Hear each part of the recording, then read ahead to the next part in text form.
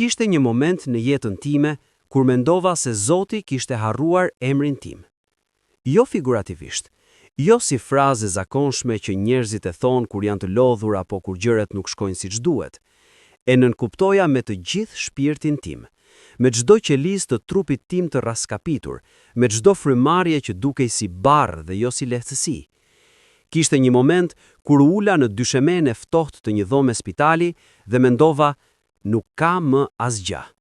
Dhe ajo dysheme e ftohtë, ajo muri i bardh pa asnjë pikturë, ajo dritare nga ku hynte një dritë gri e mëngjesit vonë, u bën për mua imazhet e fundit para se gjithçka të errësohej.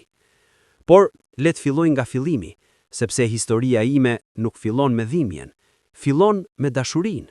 Fillon me një vajzë prej 22 vjetësh që besonte me gjithë shpirt se jeta kishte vendosur të jetë e mirë me të.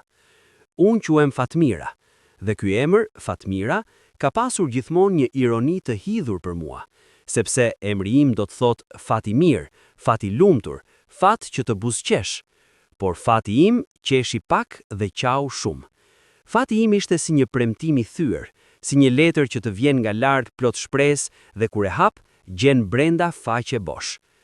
Kam rritur pa baba. Nëna ime e rriti vet, me duart e saj, me lotin e saj, me punën e saj. Ishim 2 femra në një shtëpi të vogël, me mure pak të plasaritura dhe dyer që u binte erë boje e vjetër, por me zemra të mëdha. Nëna ime nuk ishte grua e fjalëve, ishte grua e veprimeve. Nuk thoshte të dua, por priste çdo mbrëmje të dera kur unë vonoheshim.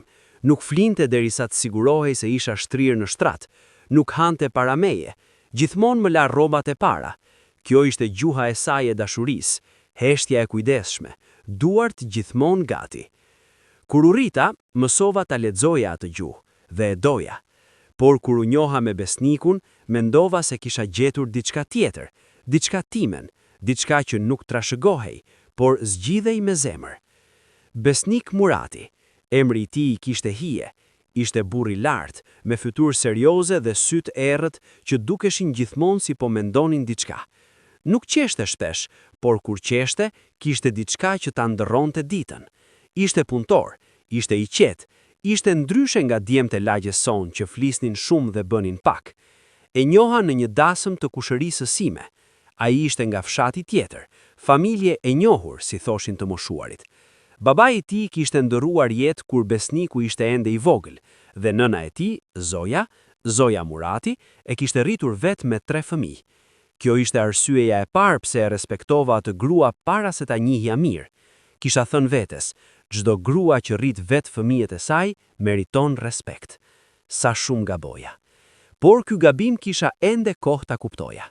Atë verë, kur u fejuam, bota ishte e bukur. Qielli dukej më blu se sa e mbaj mend ndonjëherë tjetër. Nëna ime qante nga gëzimi kur u nëftua fejesa. Kishte frikrat e saj, si çdo nën, por qante nga gëzimi dhe unë e kuptoja dallimin.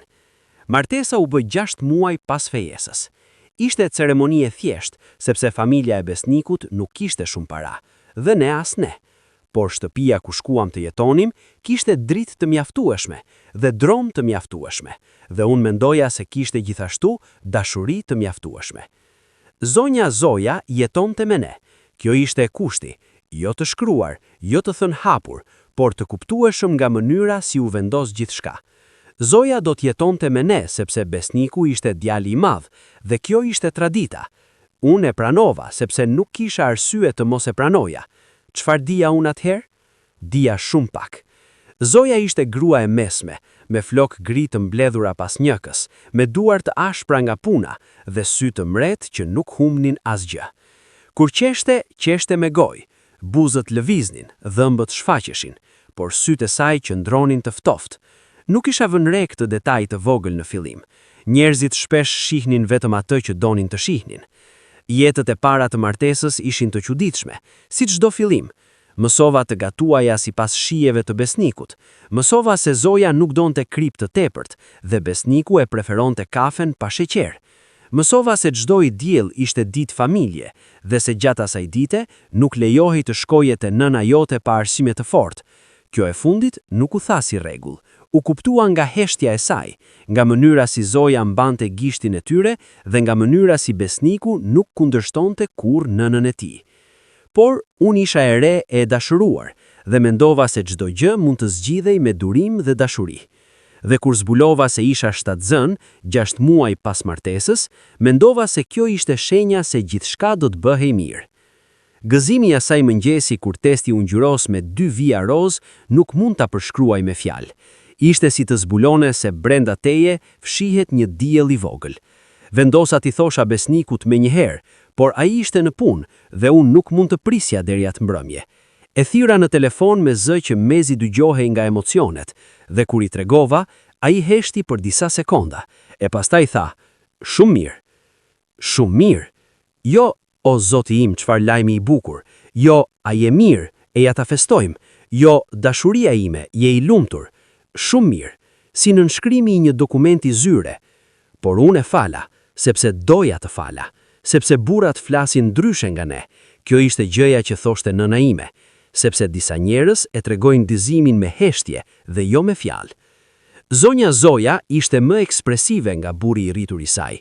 Kur mësoi lajmin, u ngrit nga karrigja dhe erdhi të më puthte në ballë. Tha, "Allahu të ruajt, nuse." Tha, "Do të kemi lindjen e parë të shtëpisë." Tha shumë fjalë të bukura. Dhe unë i besova. Sepse kishim frikë ta dyshoja gëzimin. Kishim frikë ta ktheja mirësinë në dyshim dhe dashurinë në llogaritje. Ishte gabimi im, jo i fundit, por ndoshta ai që çoi drejt të gjithëve të tjerëve. Shtatzania kaloi me vështirësi. Kisha të vjella të rënda muajt e parë. Nuk mund të ngriheshim lehtë nga shtrati. Çdo herë fort më bënte të mendoja se bota po rrotullohej.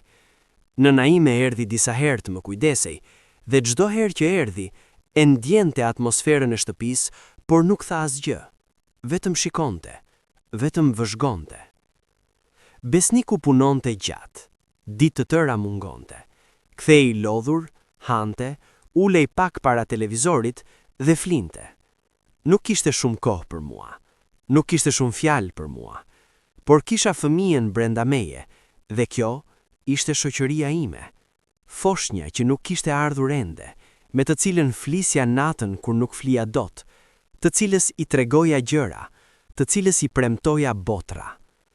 I premtoja se do ta doja pa kusht, i premtoja se kurrë nuk do ta lija vetëm, i premtoja se çdo gjë e keqe që kisha njohur unë, ajo nuk do ta njihte. Premtime të një nëne që ende nuk e dinte se cila ishte. Muajt e mesëm të shtatzanisë sollën qetësi. Bartja ime u stabilizua, stomaku im u rrit dhe me të u rrit edhe ndjesia se diçka e jashtëzakonshme po ndodhte brenda meje. Zhurmën e zemrës së tij e dëgjova për herë të parë gjatë ekografisë dhe mendoja se do të fikem nga emocioni. Ishte djalë, Arian, kështu e quajta pa hezitim. Emri erdhi natyrshëm, si i dëgjuar më parë, si gjë e njohur. Arian do të thotë i lirë, i pastër, i ndershëm. Mendoja se ishte emri i duhur. Zonja Zoja e përfqeu emrin. Emër trim, tha ajo, dhe buzëqeshi me atë buzëqeshin e saj të ftohtë. Por diçka kishte filluar të ndryshonte muajt e fundit të shtatzanisë. Besniku filloi të vonohej edhe më shumë. Filloi të kthehej ndonjëherë me erë pijesh, jo shumë, por her pas here e vëreja. Filloi të kishte telefonata që i merrte jashtë dhomës. Filloi të kishte mbrëmje kur binte në shtrat dhe kthehej nga ana tjetër pa thënë asgjë. Pyeta Zojën një herë nëse Besniku ishte mirë. Ajo u ngrit, mori filxhanin e saj të kafes dhe tha, "Burrat kanë hallet e tyre, nuse." Kjo ishte fundi bisedës. Nuk pyeta më. Nëna ime vinte çdo të shtunë. Kur vinte, vihej punë, gatim, pastrimi, rregullimi. Por her pas here e zia duke më vëzhguar me sy të shqetësuar, dhe kur i pyesja, "Çfarë ke nën?" Ajo thoshte, "Asgjë e mira ime, asgjë." Por asgjë e nënës ime gjithmonë kishte diçka brenda. Muajin e fundit fjetëm ndaras. Besniku tha se unë lëvisja shumë gjatë natës dhe nuk flinte dot. Kjo ishte e vërtet, barka ime ishte rritur dhe nuk gjeja qetësi. Por ndarjen e ndjeva si diçka më shumë se zgjidhje praktike. Ndjeva si largim të qëllimshëm, si tërheqje graduale. Ato ditë, vetëm fëmia brenda meje kishte kuptim. Vendosja dorën mbi barkun dhe ndjeja lëvizjet e tij të vogla dhe I thoja: "E je aty Arjan? E di që jam tu. E di që po vi." Ai lëvizte dhe unë qeshja, edhe në mes të frikës, edhe në mes të dyshimeve, edhe në mes të atmosferës shtëpie që dukej gjithnjë më e rëndë, qeshja sepse foshnja brenda meje ishte e vetmja gjë që ishte e sigurt, e reale dhe imja. Dita kur filluan dhimbjet nuk ishte e parashikuar. Ishte një natë e ftohtë, kur Besniku nuk ishte në shtëpi dhe Zoja flinte. Filluan ato dhimbje karakteristike që çdo grua shtatzëni njeh. Val pas vale, si gjithçka brenda teje kërkon të dalë. Unë ngrita, mora telefonin, hirra Besnikun. Nuk përgjigjej. Hirra 3 herë, 4 herë, asgjë. Shkova te dhoma e Zojës dhe trokita. Ajo zgjua me një herë, duke sikur nuk kishte fjetur thellë fare, dhe kur I tregova, u ngrit me shpejtësi surprize për moshën e saj. Mori xhantën, telefonoi dikë. Erdhi makina. Në spital shkuam vetëm ne 2. Besniku u shfaq 2 orë më vonë, me flokë të çrregulluar dhe sy të skuqur. Nuk e prita me akuza. Nuk e prita as me fjalë. Vetëm shikova. Ai erdhi, u ul, shikoi telefonin dhe priti. Lindja ishte e gjatë dhe e vështirë. Kishte komplikime fillestare që mjekët I trajtuan me kujdes dhe durim. Orë pas ore kalonim. Zonja Zoja qëndroi gjatë gjithë kohës jashtë sallës, e ulur me duar të mbledhura, me fytyrë që nuk shprehte asgjë të qartë. Her pas here hynte të shihte, pastaj dilte. Dhe atëherë erdhi momenti. Momenti që kishim pritur 9 muaj. Arjan lindi. E dëgjova zërin e tij, atë britëm të parë, të fortë, të mrekullueshme, të pastër, dhe qaja si kurrë në kroat, qaja me gjithë shpirtin, me gjithë trupin, me gjithë ndjesinë e grumbulluar gjatë 9 muajve. Ai britëm I vogël ishte muzika më e bukur që kisha dëgjuar ndonjëherë. Por foshnja u mor me njëherë nga infermierja. Ata thanë se kishte nevojë për kontroll rutine, diçka me frymëmarrjen. Thanë se do ta kthenin shpejt nuse.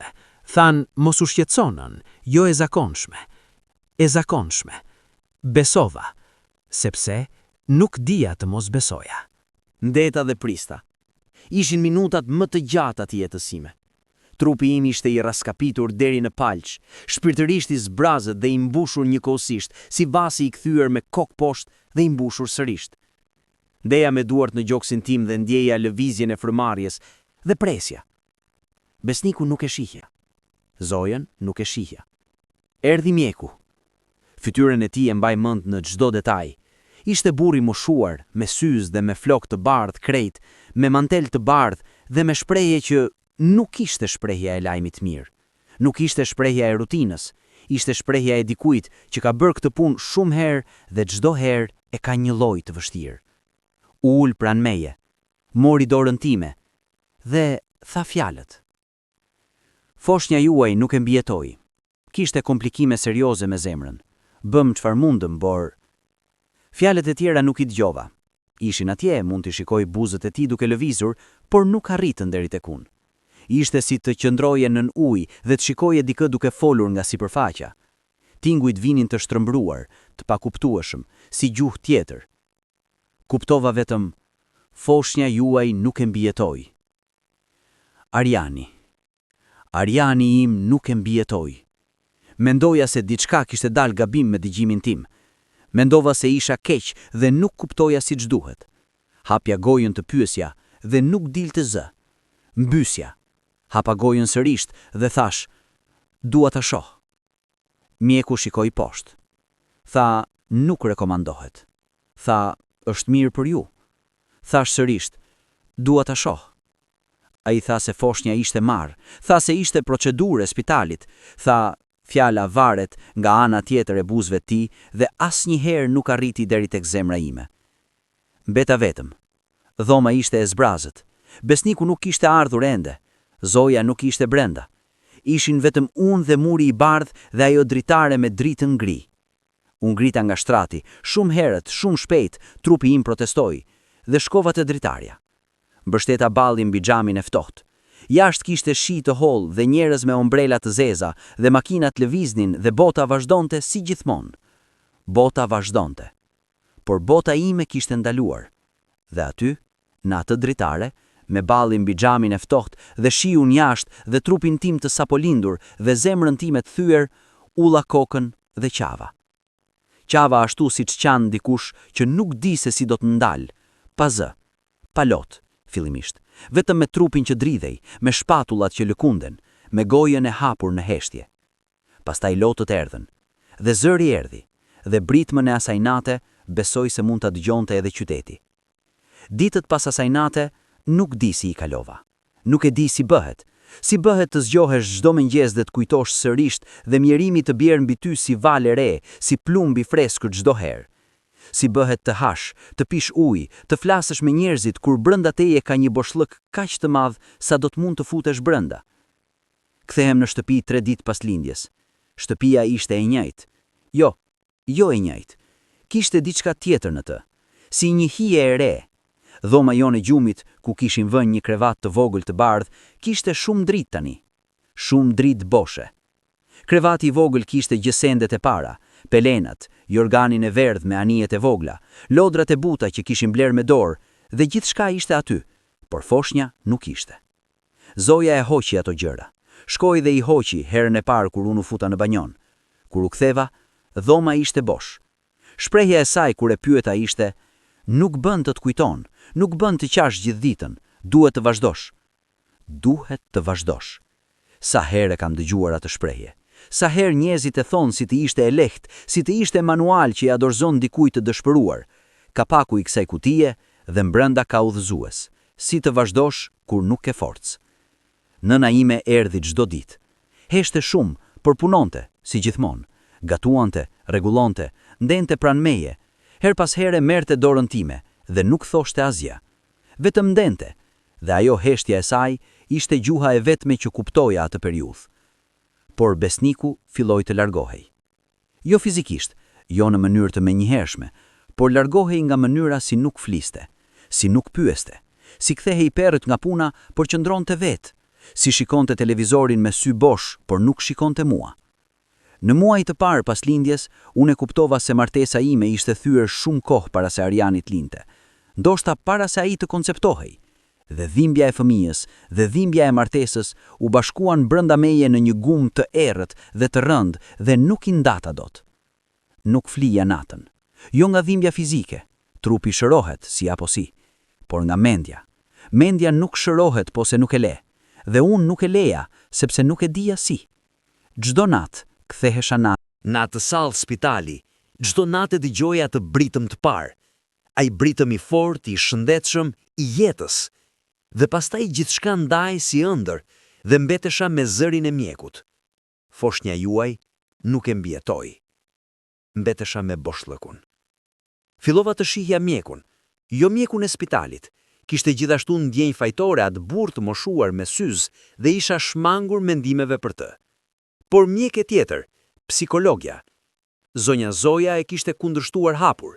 Nuk ka nevojë të flasësh me të huaj, tha. Kemi mjaft fjalë brenda familjes. Por unë shkova. Pyeta gjëra që nuk kisha guxim t'i pyesja askën tjetër. Pyeta, a është normale të ndihesh kështu? A është normale të dëgjosh britën foshnjash kudo ku shkon? A është normale të shohësh fytyrën e imagjinuar të djalit tënd në çdo foshnjë që kalon pranë? Mjekja tha po.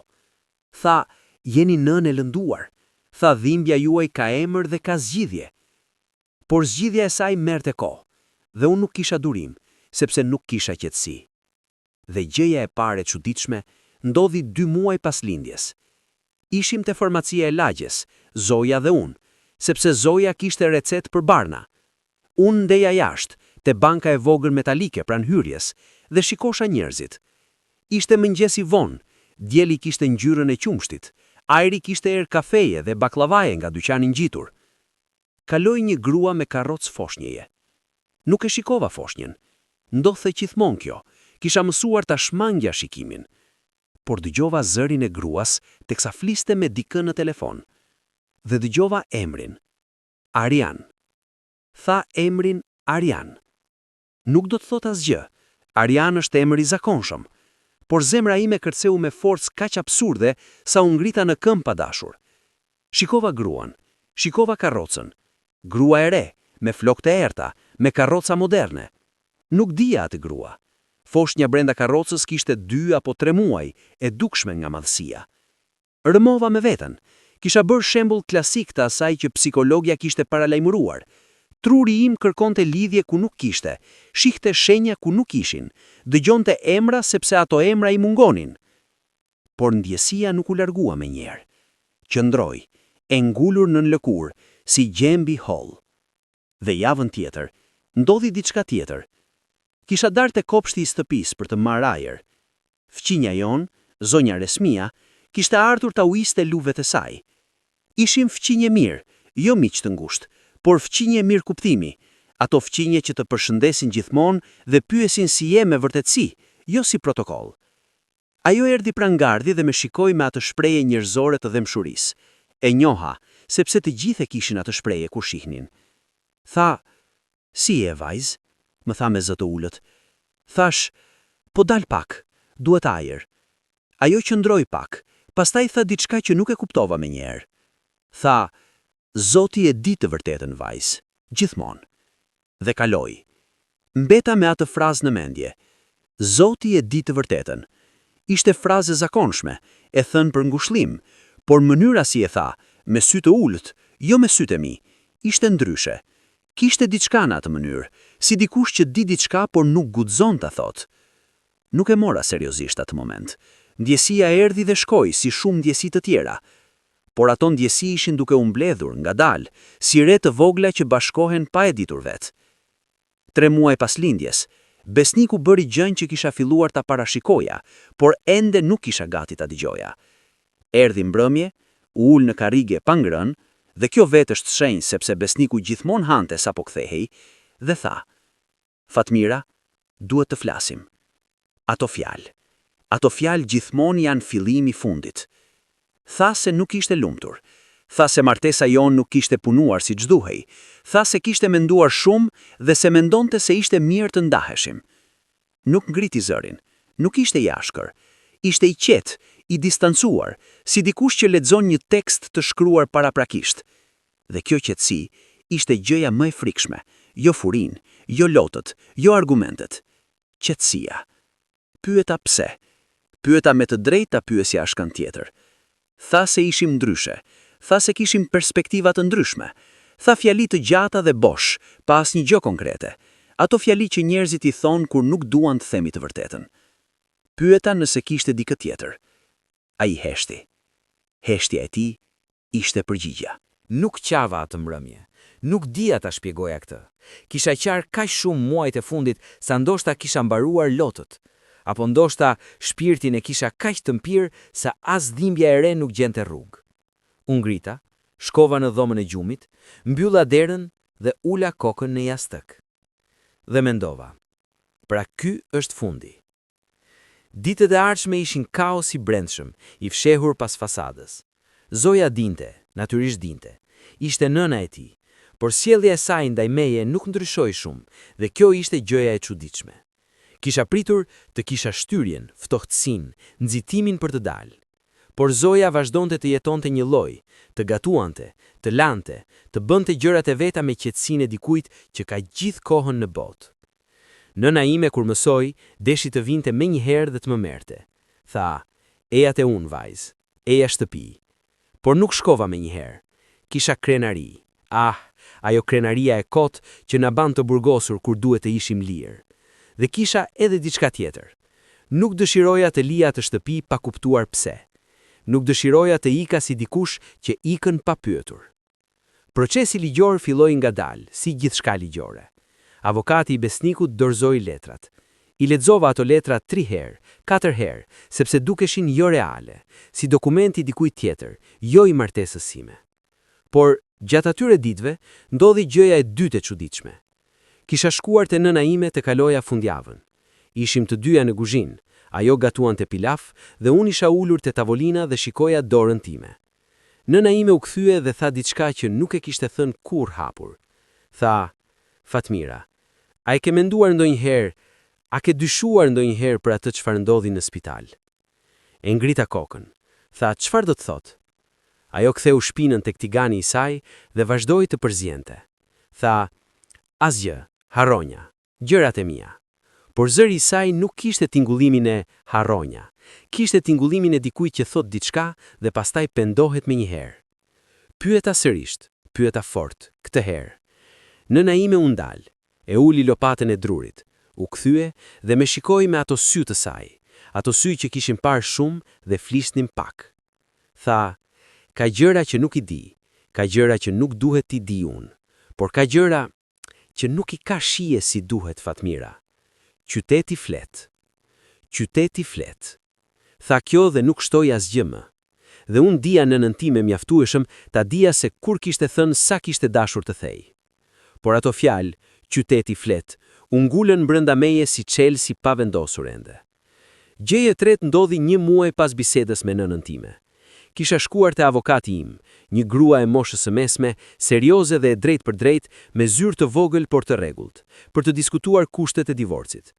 Nuk kishte shumë për të diskutuar, financiarisht. Nuk kishim pasuri të mëdha, nuk kishim shtëpi të regjistruar në emrin tim, nuk kishte asgjë konkrete si pronë bashkëshortore që të kërkoja.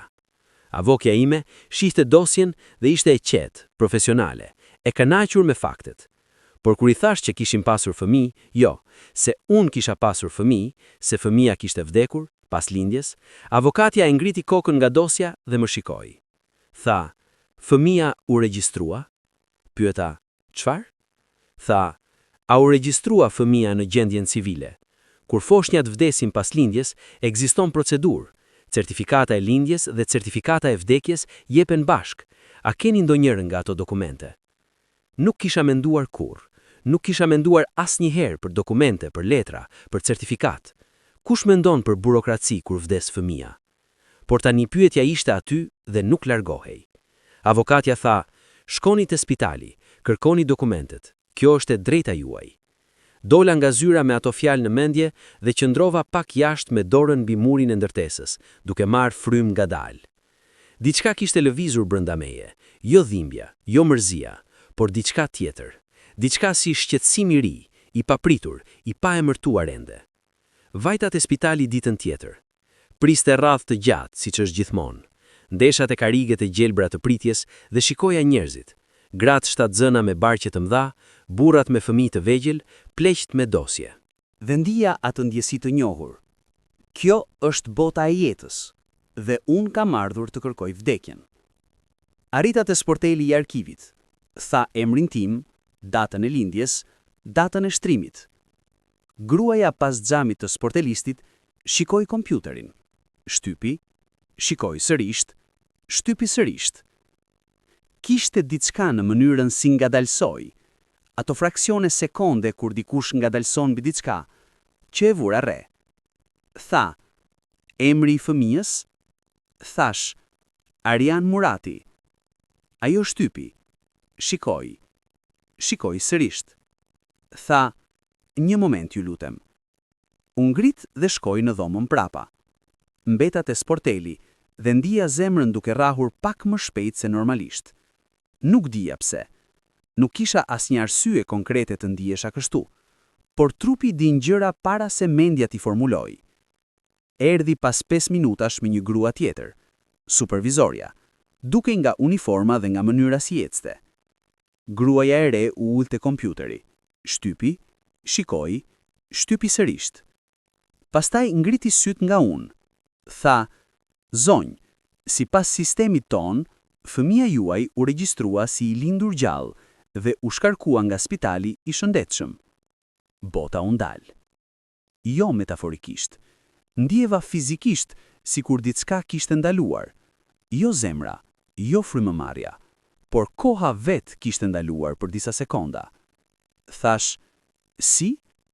Ajo e ktheu ekranin nga unë. Aty, në atë ekran të vogël spitalor, me germa të vogla blu mbi sfond të bardh, lexoja: Arjan Murati, i lindur gjallë, i lëshuar nga spitali, gjendje e shëndetshme, shoqëruar nga Zoja Murati. Shoqëruar nga vjehra ime. rrëzova çantën.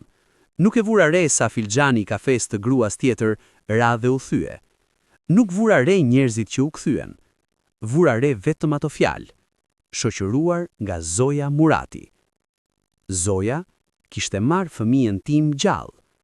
Zoja kishte marrë Arianin tim. Nuk mbaj mend si dola nga spitali.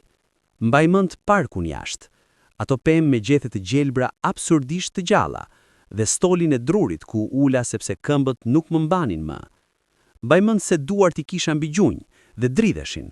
Mbaj mend qiellin, ishte i kaltër dhe i pastër, kaq i zakonshëm, kaq normal. Arian ishte gjallë. Ariani im ishte gjallë. Foshnja për të cilën kisha qarë çdo natë, foshnja të cilës i kisha folur para lindjes, foshnja emrin e të cilës e kishe shqiptuar si lutje, ishte gjallë. Dhe dikush e dinte. Dikush e kishte marrë. Dikush e kishte fshehur. Vjehra ime. Zoja Murati. Mendja ime nuk pranonte të perceptonte plotësisht. Ishte si të provosh të mbash ujë në grushtin e mbyllur. Çdo gjë rrëshqiste, nuk mbahej, nuk bënte sens. Ajo grua kishte jetuar me mua në të njëjtën çati, kishte ngrënë në të njëjtën tryezë, kishte parë fytyrën time të plagosur çdo mëngjes, kishte qenë aty kur unë kisha qarë, kur nuk kisha fjetur, kur nuk kisha patur ato sy të kuq dhe ato duar të zbrazura. Dhe ajo dinte. Ajo e dinte çdo sekond. Shpejla telefonin me duar të drithshme dhe thirra nënën time. Kur ajo u përgjigj me zërin e zakonshëm, "Mirë, si e vajzë?" Nuk arrita të flas menjëherë. Vetëm frymëmarrja ime, e shpejtë dhe e parregullt, i tregonte se diçka kishte ndodhur. Tha, "Fatmira, çfarë ka ndodhur?" Dhe unë i thash të gjithën, me fjalë të prishura, jo në rënd. Nuk kisha rënd atë çast. Thash, "Ariani është gjallë, nëna. Nëna, Ariani është gjallë." Heshtje. Pastaj zëri i saj, dhe nuk e kisha dëgjuar kurrë nënën time të qante. Dëgjova të supurraste dhe të thoshte, "E dia se kishte diçka Fatmira. E dia." Qyteti flet. Ato fjalët e saj nga muajt e kaluar, qyteti flet, kuptuan kuptim tani. Kishin pasur kuptim gjithë kohën. Ajo kishte dëgjuar diçka, kishte ndjer diçka, por nuk kishte siguri të mjaftueshme dhe ndoshta kishte pasur frikë të më thoshte. Thash, "Nëna, dua ta gjej. Dua të gjej Arianin." Tha, "Eja tani." Nuk vajta ende te nëna. Shkova drejt te avokates. Hyra pa zhurmë dhe ajo ngrit me shprehje të habitur sepse nuk kisha takim, por kur pa fytyrën time, u qetësua dhe tha, "Uluni." Ula. I tregova. Avokatja uli lapsin e saj, uli gjithçka, dhe me shikoj me atë shikimin e dikujt profesionist që ka parë shumë raste, por ende habitet kur njerëzit konfirmojnë se njerëzimi mund të bëjë gjëra kaq të frikshme. Tha, "Kemi nevojë për dokumentet, kemi nevojë për gjithçka me shkrim, kemi nevojë të lëvizim shpejt." Ditët që pasuan ishin si jetë brenda ëndre të keqe. Lëvizja, por nuk ndjeja se ecja, flisja, por nuk ndjeja se flisja unë. Kishte një ndarje të çuditshme midis Fatmirës që lëvizte nëpër botë dhe Fatmirës së vërtetë që qëndronte brenda trupit tim, e ngrirë, duke pritur të kuptonte. Avokatja mblodhi dokumentet nga spitali, ato dokumente që tregonin lënien e spitalit e Arianit me Zojen.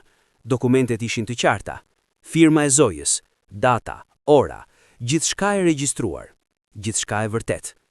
Pyetja ishte, ku ishte Ariani tani? Kjo pyetje ishte si grop pafund. Kishin kaluar muaj, fëmiu im kishte muaj sot. Ku kishte kaluar ata muaj? Kush e kishte ushqyer? Kush e kishte mbajtur natën kur qante? Kush e kishte parë buzëqeshjen e tij të parë, nëse kishte buzëqeshur? Këto mendime ishin torturë. Vulosja syt dhe shikoja fëmijën tim të imagjinuar, fytyrë të papërcaktuar sepse nuk e kisha parë kurrë mirë, dhe pyesja veten, a di se unë ekzistoj? A di se kam një nën? A di se ka dikë që e ka pritur çdo ditë? Nëna ime kishte kontakte, kishte jetuar shumë vite në atë qytet dhe njihte njerëz. Filloi të pyeste, me kujdes, pa bujë, nëpër rrugët e veta.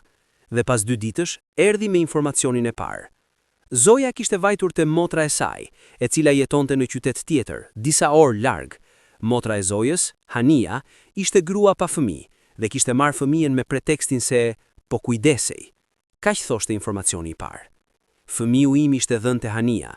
Fëmiu im ishte dhënë si dhurat, si gjë, si send pas Zot, gruas tjetër.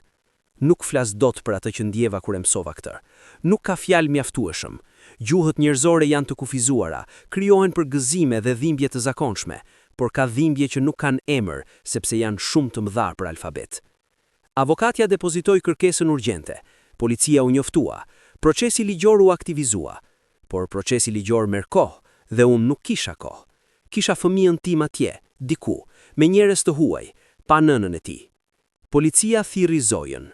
Nuk isha aty kur ndodhi kjo, avokatja ma tha pastaj, por e imagjinoja. E imagjinoja të grua me sy të mprehtë dhe flokë të mbledhura, ulur në karrige, me duar të mbledhura, me shprehje që nuk tregonte asgjë. Fillimisht mohoi. Kjo ishte parashikueshme, e kisha parashikuar edhe pa e ditur. Tha se dokumentet ishin gabim. Tha se kishte nënshkruar dokument tjetër, jo atë. Tha se nuk dinte çfarë kishte ndodhur pas largimit nga spitali. Por dokumentet flisnin. Kamera e spitalit fliste. Firma e saj ishte aty. Dhe pastaj Hania, motra e saj, u thirr gjithashtu, dhe Hania nuk ishte një lloj si Zoja. Hania ishte grua me frikë. Hania kur pa dokumentet dhe kur mësoi peshën ligjore të situatës, u thye si gotë holl. Hania tregoi të gjithën. Atë çfarë Hania tregoi, ndërtoi historinë e vërtet, shtres pas shtrese si arkeologji e dhimbshme. Besnikut I kishte dalë lidhje tjetër muajt e fundit të martesës.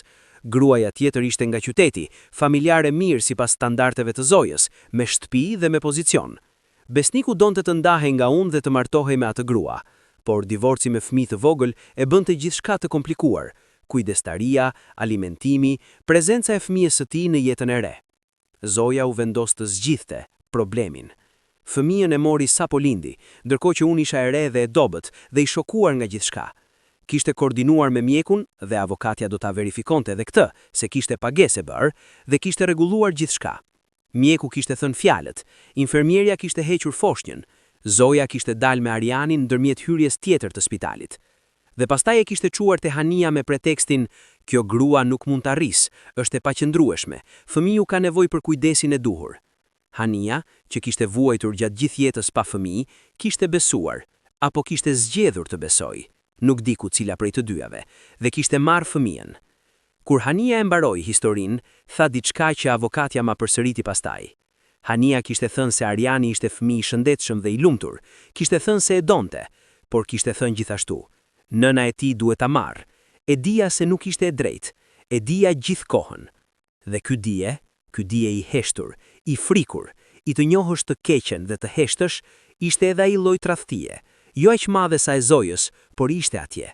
Kur avokatja më thirri dhe tha, kemi adresën, e di ku është fëmia juaj, rrëzova shishen e ujit nga tavolina dhe nuk e vura re.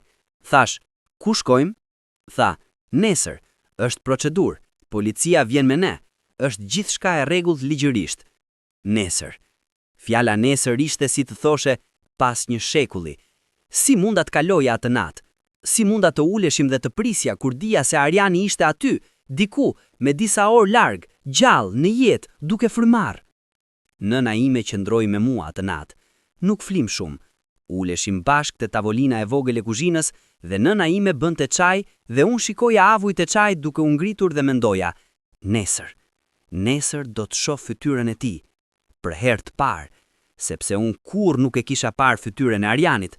Kisha dëgjuar britën e tij, po, ato sekonda të shkurtra para se ta merrnin, por nuk e kisha parë, nuk e kisha mbajtur, nuk I kisha parë syt. Çfarë ngjyre kishin syt e tij? Kjo pyetje mu duk kaq e çuditshme dhe kaq e zakonshme njëkohësisht. Mund të pyesni ngjyra kaq të mëdha, ai ishte mirë, ai ishte I shëndetshëm, dhe vetë pyesja çfarë ngjyre kishin syt, sepse kjo ishte gjëja e parë e nënës, të shohësh syt e fëmijës. Nëna ime pa dorën time duke dridhur dhe vendosi dorën e saj mbi timen. Tha asnjë fjalë, vetëm ndente. Ndejta kështu gjithë natën me dorën e nënës mbi dorën time, me çajin duke u ftohur para nesh, me orën që kalonte sekond pas sekonde drejt mëngjesit. Nuk fjeta asnjë minutë. Mëngjesi erdhi si shpëtim. Avokatja erdhi me makinën e saj, policia kishte makinën e vet. Udhëtuam 2 orë nëpërmjet rrugëve të ngushta malore, ato rrugë me pemë nga të dyja anët dhe qiell të hapur sipër, dhe unë uleja pas dhe shikoja pemët dhe numëroja çdo pemë, sepse duhet ta mbushja mendjen me diçka apo do të bërtisja. Kur makina u ndal para shtëpisë, një shtëpi e zakonshme, me kopsh të vogël, me lule të verdha para hyrjes, ngjita kokën dhe shikova dhe ndjeva diçka kaq të fuqishme sa nuk mund ta emërtoj. Nuk ishte vetëm gëzim, nuk ishte vetëm frikë, ishte diçka që kishte të gjitha ngjyrat njëkohësisht, si drita e bardhë që brenda ka të gjitha ngjyrat e ylberit. Unë isha aty. Ariani ishte aty, prapa atyre mureve. Hanie e hapi derën. Fytyra e saj ishte fytyrë gruas që pret të ndëshkohet, jo agresive, jo luftarake. Ishte fytyrë gruas që ka gjumë shumë pak dhe ka qarë shumë dhe pret fund që e di se do të vi. Shikoi mua dhe pastaj zbriti syt. Policia foli, avokatja foli. Hanies ju dhan dokumentet. Unë nuk dëgjoja asnjë fjalë. Shikoja hyrjen e shtëpisë prapa Hanies dhe prisa. Dhe pastaj e dëgjova. Zërin e fëmijës nga brenda shtëpisë. Jo britën, jo qaj. Vetëm ato tinguj të vegjël, ato ah dhe oh karakteristik të foshnjave të vogla kur janë zgjuar dhe të kënaqur dhe lojnë vetëm. Ato tinguj. Ata tinguj ishin britimi i parë i tij të dëgjuar plotësisht, sepse tani dija se ishin të tij. Tani dija se ai ishte aty. Hanie bëri një hap më njandër, dhe unë hyra. Dhoma ku ai ishte kishte dritare të madhe dhe diell shumë brenda. Drita kishte atë ngjyrë të artë të mëngjesit të vonë. Kishte dyshek të butë ngjyrshëm në dysheme dhe lodra të shpërndara, dhe aty, në mes të aty dyshemeju, ulur me këmbët e kryqëzuar dhe me lodrën e kuqe në dorë, ishte ai, Arian, fëmia im. Ishte i vogël, por jo aq sa e mbaja në mendje. Kishte rritur, kishte flokë të errta, shkurtra, pak të çrregulluara, kishte faqe të rrumbullakta, kishte sy, dhe kur ngriti kokën dhe shikoi drejt meje, sy të errët, të ngjashëm me të mit, por gjithashtu me diçka tjetër, diçka të tijat. Shikoi mua dhe unë u ngjesha. Jo fizikisht, nuk ra asnjë gjë, nuk thye asnjë gotë, por brenda meje diçka u ngjesh si nodi bër shumë kohë dhe i zhdrejthuar gjatë. Papritur u lëridha dhe gjithçka brenda meje nisi të rri siç duhet të rrinte. U ula ngadalë në dysheme. Nuk e bëra me mendim, trupi vendosi vetë. U ula para ti me disa hapa larg dhe e shikova. A i shikonte mua me atë kuriozitet të pastër të foshnjave. Pa gjykim, pa frikë, vetëm kuriozitet. Kush je ti? Thoshin sytë e ti. Unë jam nëna jote. Thash me zë të ullët, po thuajse të pa shpirt. I thash, unë jam nëna jote, Ariani. A i vështroi me ata sytë më dhenjë. Pastaj ngriti lodrën kuqe dhe mazgjati. Ky gjest i vogël, ky gjest absurdisht i thjesht i foshnjës që ofron lodër, mi theu të gjithë muret. Lotët erdhën si liqeni hapur, nuk kisha fuqi t'i ndal, nuk kisha dëshirë t'i ndal. Zgjata dorën dhe mora lodrën kuqe. Dhe pastaj e mora atë, të voglin, të ngrohtën, atë që ishte kaq e pastër dhe e mirë, atë që ishte kaq real sa dhempte. E mbajta fort, jo shumë fort, kisha frikë ta frikoja. Por fort sa doja t'i transmetoja, je i sigurt, nuk iki kurrë, jam këtu. Dhe ai, ky fëmijë i vogël që nuk dinte kush isha, ky fëmijë që kisha pritur muaj të tërë, ky fëmijë për të cilin kisha varrosur shpresën, vendosi kokën e vogël mbi supin tim. Vetëm kaq, vendosi kokën. Dhe unë, Fatmira, vajza pa fat, nëna pa fëmijë, gruaja e lënë dhe e mashtruar dhe e vetmuar, ndjeva për herë të parë pas gjithë asaj kohe, se isha e plot. Procesi ligjor vazhdoi edhe shumë kohë pas atij mëngjesi. Ligji ka ritmin e vet, të ngadalt, të sistemuar, pa emocion. Por faktet ishin fakte, dokumentet ishin dokumentet, dhe gjykata vendosi pa më dyshje. Ariani erdhi me mua. Zoja u ndesh me akuza serioze, mashtrim, braktisje, falsifikim dokumentash, ndërhyrje në procedurë mjekësore. Mjeku dhe infermierja ishin gjithashtu nën hetim. Historia doli jashtë 4 mureve tona dhe u bë diçka publike. Diçka nga ato histori që njerëzit i lexojnë dhe thonë, e pamundur, jo mund të ndodh kjo. Por ndodhi mua. Besniku, burri imi ish, ai burri qetë me sytë e errët që kisha besuar dikur, nuk erdhi kur t'i kërkonte falje. As nuk tentoi. Avokati I tij kontaktoi avokaten time për çështje të tjera administrative, dhe kjo ishte gjithë komunikimi ynë. Ishin dy njerëz që kishim dar jetë dhe shtrat dhe premtime, dhe tani komunikonim nëpërmjet letrave ligjore. Kjo ma thoshte gjithçka për atë burr. Por Ariani ishte shtëpia ime e re.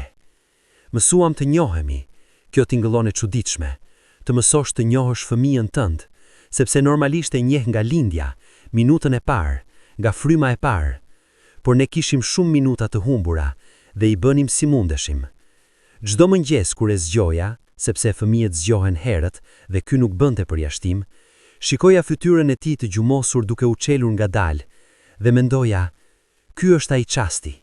Ky çasti thjesht, kaq I zakonshëm për shumicën e nënave, për mua ishte çasti më I shtrenjtë I ditës. Nëna ime erdhi të jetonte me ne për muajt e parë. Jo sepse nuk mund ta bëja vetë, mund ta bëja. Kisha mësuar të bëj shumë gjëra vetë, por sepse kisha nevojë të pranisë saj. Nevojën ta dija se ishte aty kur ngrihesha natën. Nevojën ta dëgjoja frymarrjen e saj nga rruma tjetër, si të isha sërish të vogël dhe e mbrojtur. Dhe Ariani e donte gjyshen e tij me atë dashuri të veçantë foshnjeve, pa kushte, pa histori, vetëm dua. Por gaboj nëse them se gjithçka u bë mirë shpejt. Nuk bëhet mirë shpejt. Kur? Kishim net kur Ariani flinte, dhe unë qëndroja ulur pranë krevatit të vogël të tij, dhe nuk flija. Jo sepse kisha frikë se do t'i ndodhte diçka, spitali, mjekët, shtëpia kishte të gjitha kushtet, por sepse nuk besoja plotësisht. Nuk besoja se ai do të ishte aty kur zgjohesha. Kishim kaluar aq shumë kohë duke humbur njerëz dhe gjëra, pa paralajmërim, sa trupi im kishte mësuar të mos besoj se gjërat e mira qëndronin. Psikologja me të cilën kisha filluar të takoja muajt para, ajo grua e qetë me zyrë të vogël, u bë prezencë e rregullt në jetën time. Me a flisa gjëra që nuk I thosha askujt tjetër. Flisja për zëmëretën, sepse kishte zëmëret shumë, zëmëret kaq të madhe sa her pas here, ndjeja se do të digjeja nga brenda. Zëmëret ndaj Zojës, ndaj besnikut, ndaj mjekut, ndaj sistemit, ndaj fatit. Por kishte edhe diçka tjetër, diçka më të vështirë për ta pranuar. Kishte edhe zëmëret ndaj vetes. Pyesja veten çdo ditë, si nuk e kuptova, si nuk e vura re, si munda të jetoja nën të njëjtën çati me atë grua dhe nuk të dyshoja asnjëherë. Psikologja tha, keni bërë atë që bëjnë shumica e njerëzve. Keni besuar.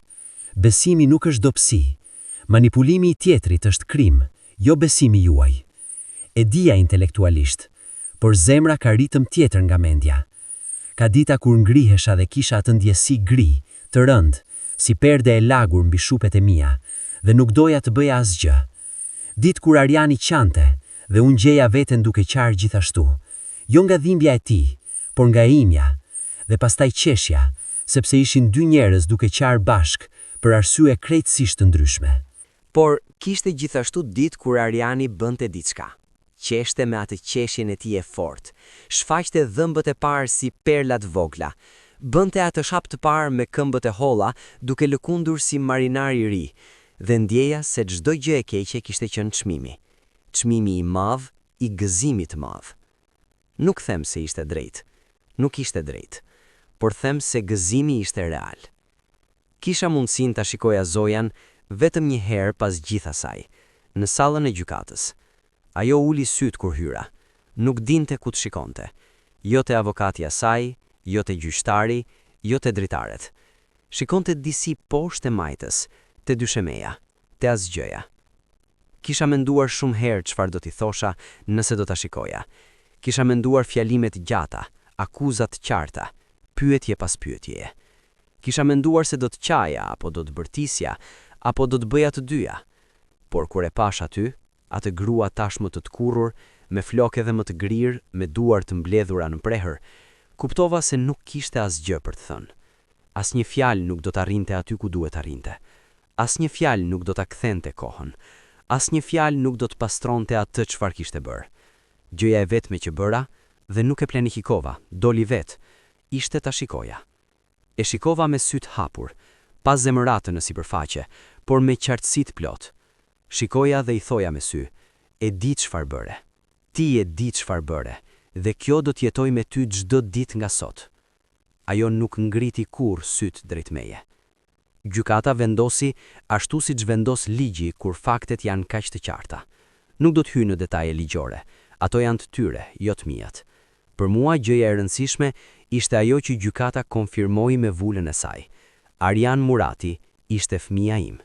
Ligjërisht, zyrtarisht, me të gjithë drejt. Kishte qenë gjithmonë, por tani askush nuk mund ta mohonte. Njerëzit shpesh pyesin, dhe kuptoj pse pyesin, sepse ne njerëzit kërkojmë kuptim, kërkojmë mësim, kërkojmë diçka pozitive nga çdo gjë. E kam menduar shumë. Mësova se dashuria e nënës, ajo dashuri e çmendur, e paarsyeshme, e pakufishme për fëmijën tënd, nuk ndërpritet nga koha apo nga largësia. Kisha dashur Arjanin para se ta shihja. Kisha dashur Arjanin kur besoja se nuk ekzistonte më. Kisha dashur Arjanin në heshtjen absolute të atyre netve, kur bota dukej e zbrazët. Ajo dashuni nuk pati nevojë për prezencë. Ishte si fije e padukshme midis dy njerëzve. Mund ta ndash, mund ta shtrembërosh, por nuk prishet. Mësova se njerëzit mund të bëjnë dëme shumë të mëdha, edhe kur duken shumë të zakonshëm. Zoja nuk ishte personazh i filmit, nuk ishte shprehje të keqe, nuk kishte ato tipare vizuale të keqes. Ishte grua e zakonshme, me flok gri dhe duar të ashpra. Keqja shpesh nuk ka fytyrë të posaçme. Mësova se heshtja shpesh nuk është anë sqarimi. Heshtja mund të jetë bashkëpunim. Njerëzit që dinin dhe nuk flisnin, njerëzit si Hania, mbajnë një pjesë të fajit. Jo aq sa ata që bën, por mbajnë. Mësova se duhet ta pyesësh veten kur diçka nuk ka shije si duhet.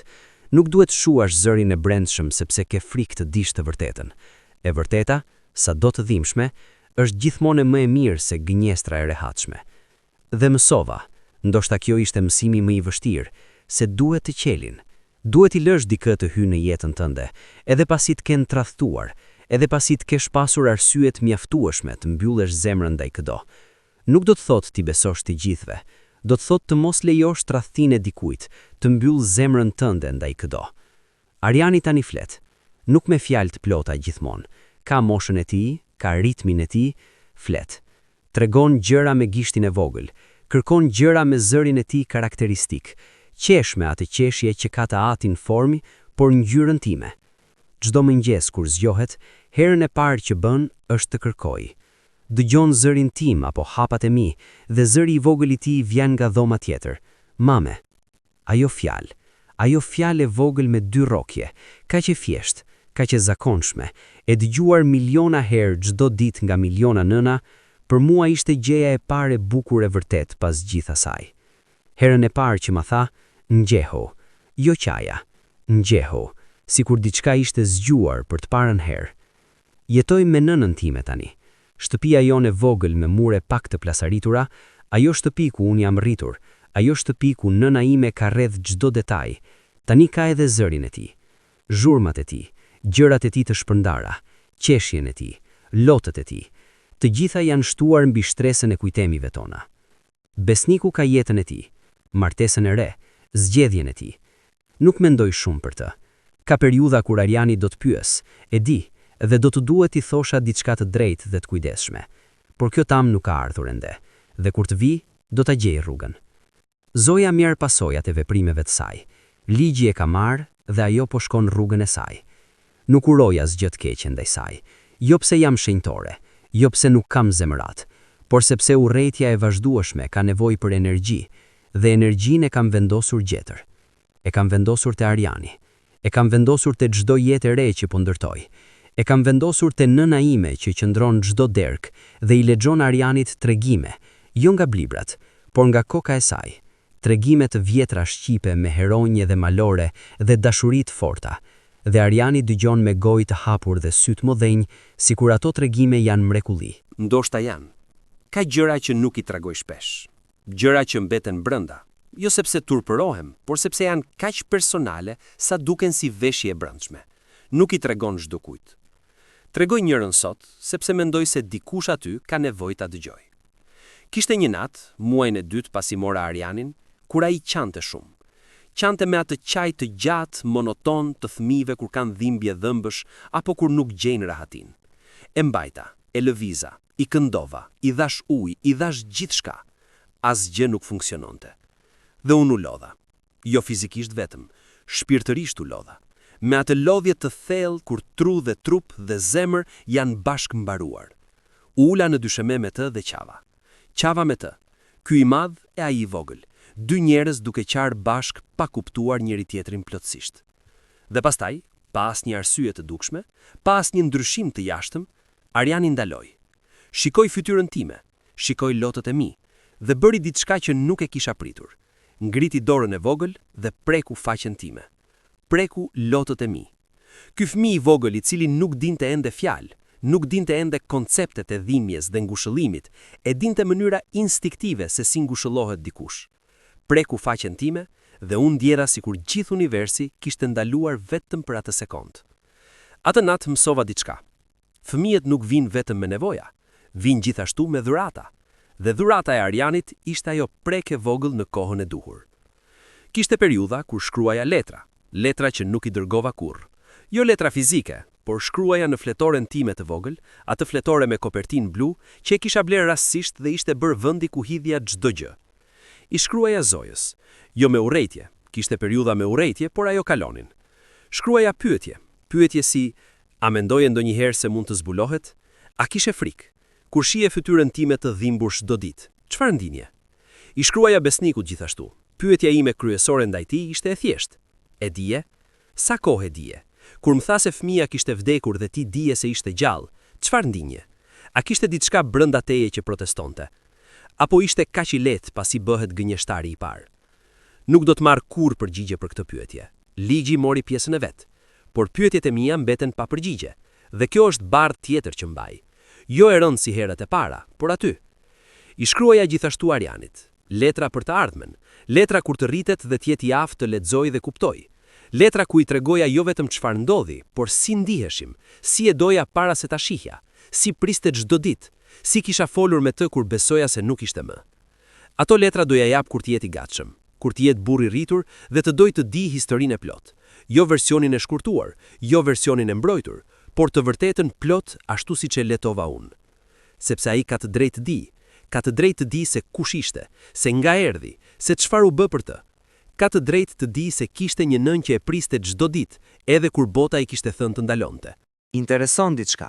Mund të rri minuta të tëra duke shikuar milingonën në trotuarin para shtëpisë, i pazhvendosshëm, i hipnotizuar nga ajo mrekulli e vogël. Kur e shoh kështu, kur shoh atë fytyrën serioze duke studiuar milingonën, mendoj se kjo ishte arsyeja. Ky fëmijë, ky njeri i vogël me kuriozitetin e tij të madh dhe zemrën e tij të butë. Çdo gjë e vlerë në për të cilën kalova ishte rruga drejt tij. Ka një kujtim nga periudha e errët, nga muajt kur besoja se Ariani kishte vdekur, që e mbaj si shembull të asaj që bëja kur dhimbja bëhej e padurueshme. Dilnim natën te obori i vogël i shtëpisë son. Ishte zakon i çuditshëm, i krijuar vetiu.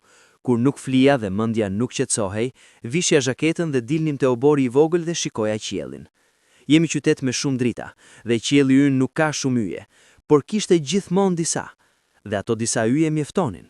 Qëndroja dhe shikoja, dhe ndonjëherë flisja, me veten, me Arianin e imagjinuar, me Zotin, me universin, me cilin do që dëgjonte. Thoja: ku je?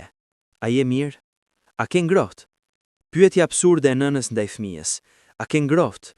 Pyetja më universale dhe më njerëzore, e dëgjuar në për të gjitha gjuhët dhe të gjitha kulturat dhe të gjitha kohët. Nuk dija atëherë sa ishte gjallë dhe kishte ngrohtë. Nuk dija se i flinte në një organin e tij dhe kishte kujdes. Por pyetja ishte e vërtetë, dhe e vërteta e saj doli, si gjithmonë, doli.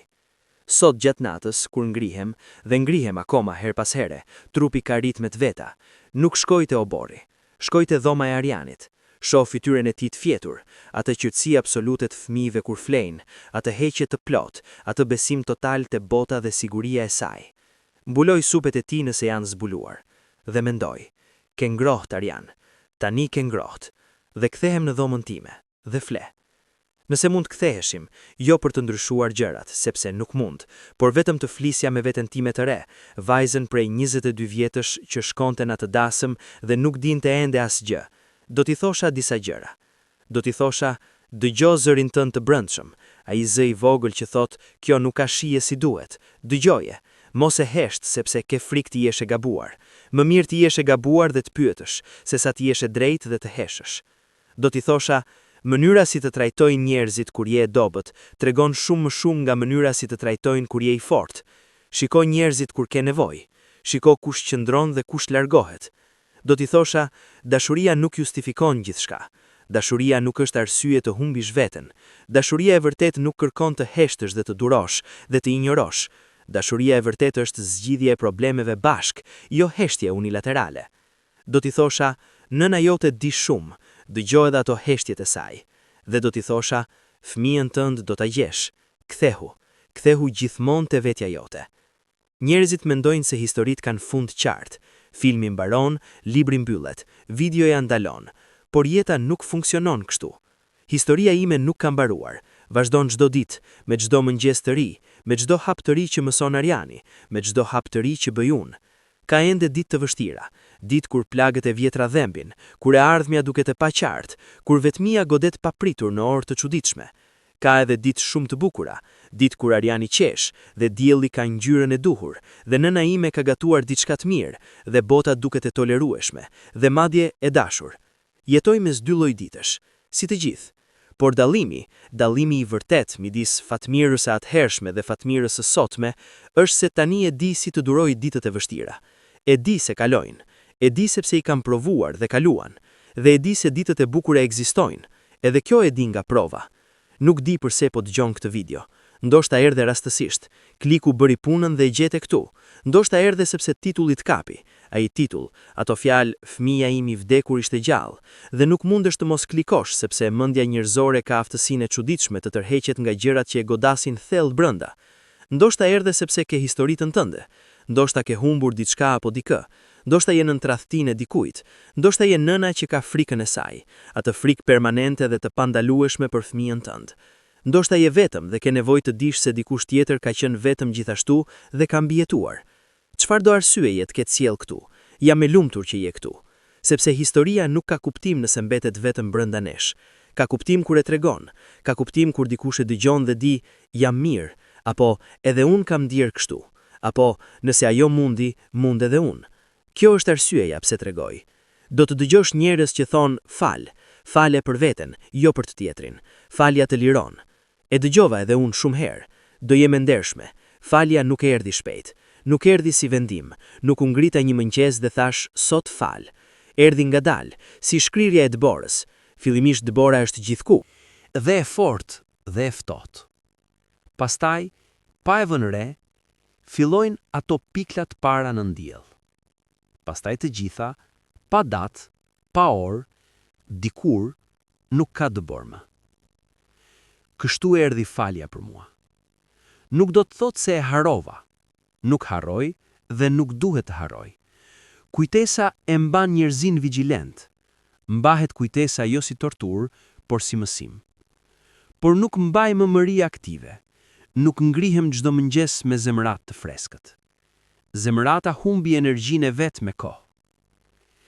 Besniku ka rrugën e tij. Zoja ka pasojat e saj.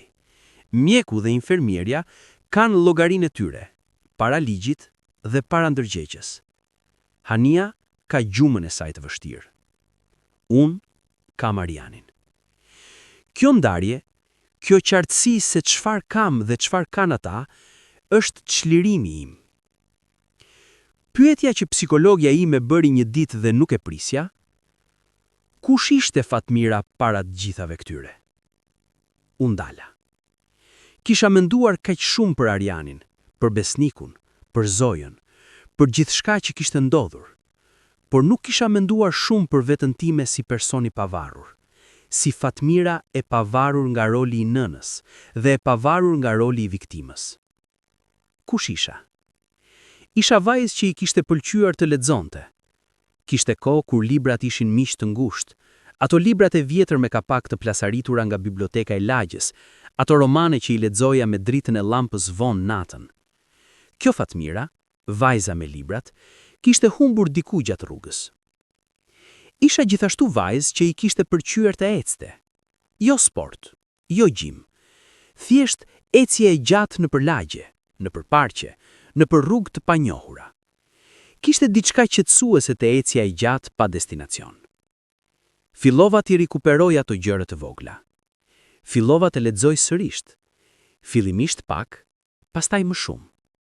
Fillova të eci, herë me Arianin në karrocë, herë vetëm kur nëna ime ruante.